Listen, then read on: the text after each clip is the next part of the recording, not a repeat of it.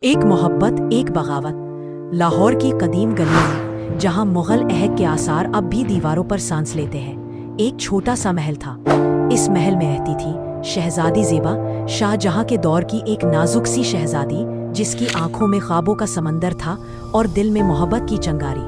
زیبا شہزادہ خرم کی پوتی تھی، لیکن اس کی کہانی اس کے دادا کی طرح شاندار نہیں بلکہ درد اور جذبے سے بھری تھی۔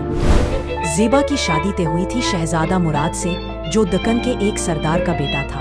مراد خوبصورت تھا، لیکن اس کا دل طاقت اور سلطنت کی ہوش سے بھرا تھا۔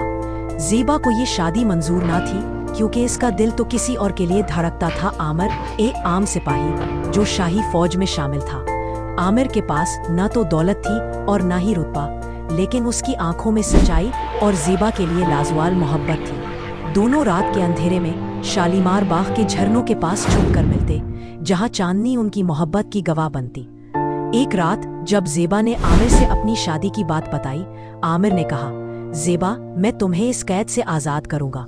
تم میری ہو اور کوئی تمہیں مجھ سے نہیں چھین سکتا۔ زیبا نے اس کی بات سن کر آنسوں کے ساتھ کہا، عامر، یہ مغل دربار ہے، یہاں محبت سے زیادہ سیاست کی چال چلتی ہے۔ اگر ہم بھاگے تو وہ تمہیں مار ڈالیں گے۔ لیکن عامر کے دل میں بغاوت جاگ اٹھی۔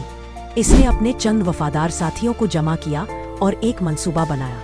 وہ زیبا کو دربار سے بھگا کر دکن کے جنگلوں میں لے جانا چاہتا تھا، جہاں کوئی انہیں نہ پکڑ سکے۔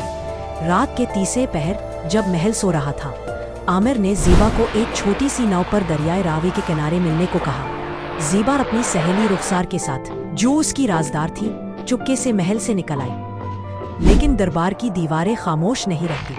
شہزادہ مراد کو خبر مل گئی۔ اس نے اپنی فوج کو حکم دیا کہ زیبا اور عامر کو پکڑ لیا جائے۔